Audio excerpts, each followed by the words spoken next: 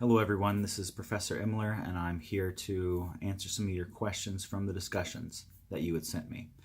So the first question that I got was, and then the question is, but what about when there is a scientifically proven fact regarding morality? Would an error theorist discount it as not being knowledgeable? So a moral error theorist would deny that there would be any scientific facts regarding morality at all. They would say we might be able to talk about human behavior. For instance, think about that moral disengagement article we read earlier this week. I'm sorry, not earlier this week, earlier in the semester. They would say we do know things about human behavior, but that's altogether different from there being an actual moral evaluation there. So we can describe what people do, but we cannot say that there's a universal standard that we've discovered through this scientific process. That's what they would deny.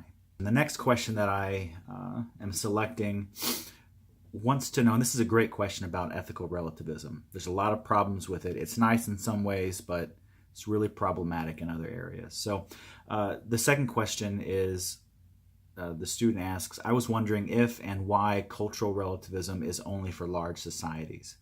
What would be the point if you cannot form an opinion for yourself?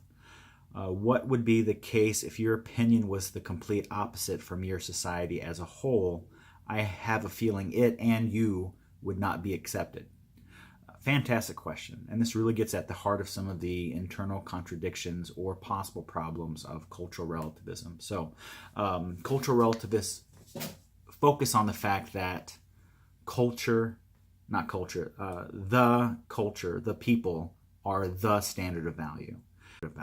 So what this means logically is that if anyone deviates from that, they are necessarily wrong, because the community is the standard. And so if you break from the community, you are doing something morally wrong, or you have a morally incorrect opinion.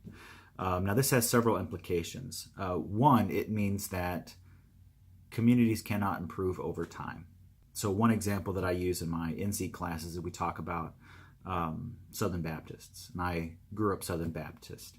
When they began in the 1860s, they began as they split off from the rest of the General Baptists because they were pro-slavery and they wanted to fund missionaries that held those views.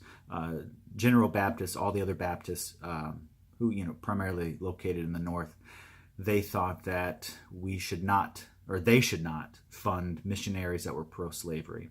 And so the Southern Baptists said, well, we'll take our ball and go home.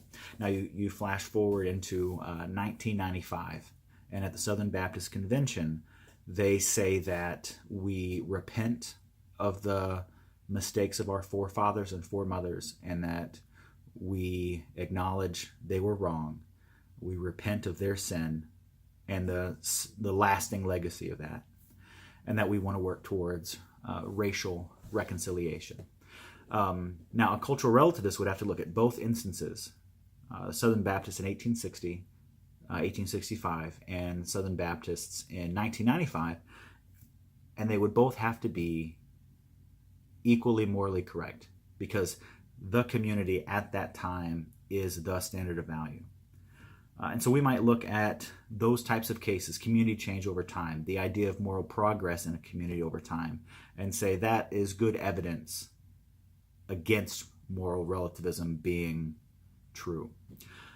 Now, the second thing here is, what about moral heroes in society? So Martin Luther King Jr. or Rosa Parks, those types of people who have challenged the morality of the culture of the day and said, we need to do better, we need to be better, and here's what that better looks like. They have to be moral villains. Like the student asked, they would have to be considered moral villains, because again, they go against the communal viewpoint. And so because the communal viewpoint is the standard against which individuals and positions and actions are measured, they necessarily violate that, and so they're necessarily villainous. And this might be a strong reason why we might want to reject communal relativism. So the next question, and this is a good question, I like this one. It says, how can moral nihilists join with relativists in opposing ethical objectivism? Would agree, the two groups would agree that there is no universal, and that's the key thing, universal standard of value. Now they would disagree whether values exist or not. Nihilists would say that there are none, and that means that we're free.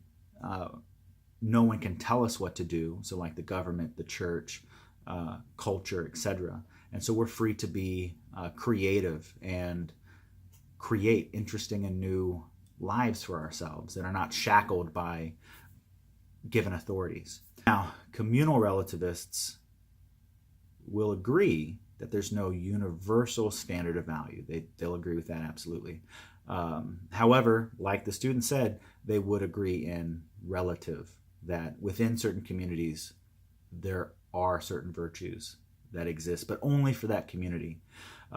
That's really the difference between the two, and that's where they would hotly disagree. But they would both join together and say, hey, if you think that there is a universal standard of value out there, that's just incorrect. Okay, so the next question, this has to do with ad hominem. The student asks, can you explain in further detail about the term ad hominem attack? So it's a Latin term. Ad just means against. It's a preposition. And then hominem means person. So it's an attack against a person. So what you're doing here is, instead of dealing with the argument itself, you attack the person, as if the person is not up to standard or has a problem, then that means that the argument does. Now, so let's say we have two people at a city council meeting and they are debating a possible tax increase. And so you have, let's say, Erica and Jackie. And so Erica is for the tax increase, Jackie is against it. And so Erica lays out her case, saying things, reason why it would be good for the community and would not harm the community.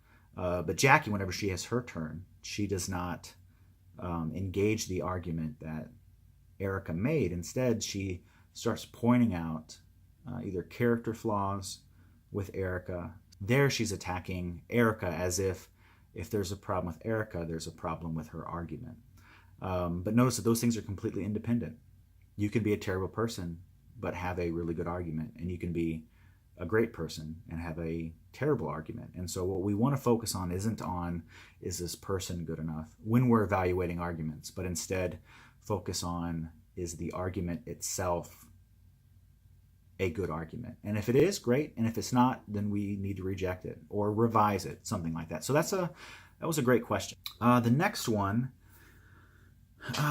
talks about honor killing and beliefs of the KKK and cultural relativism. So this is a great question. The reading suggests that honor killings must be morally right if, from the standpoint of cultural relativism, essentially. The student says, I understand this, but it confuses me. Why would this be viewed as morally okay because only a few members of society see it as okay?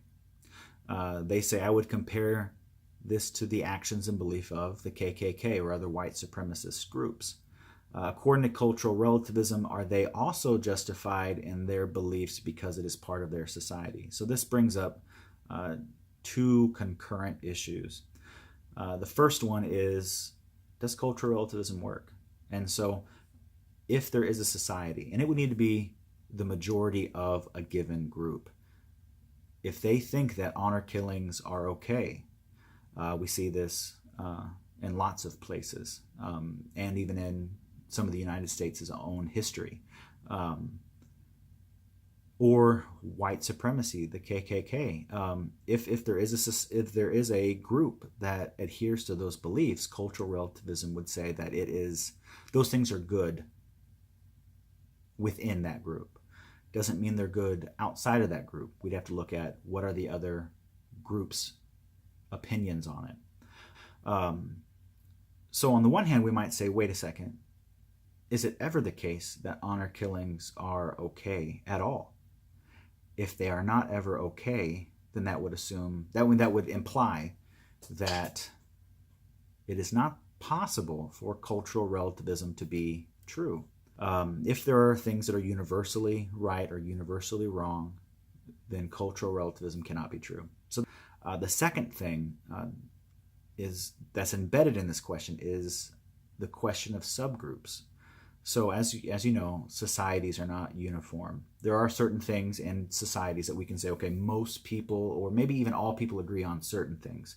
But within a society, certainly when you get to a certain point of population, you have different pockets of people with different points of view, different backgrounds, different histories, different values, etc. And so one thing that is hard for cultural relativists to figure out is, at what point do we say, okay, here's this subgroup within this larger group, and if the subgroup differs from the larger group, are they just completely wrong?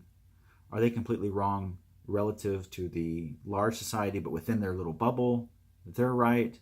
That seems really inconsistent, or at least if we are able to consistently talk about it, and there might be a way to consistently talk about it, it would seem that it's not very helpful. It's not very useful. It doesn't give us the tools to navigate these problems. And maybe we need to look at other ways of engaging these problems, these issues. So this is an excellent question.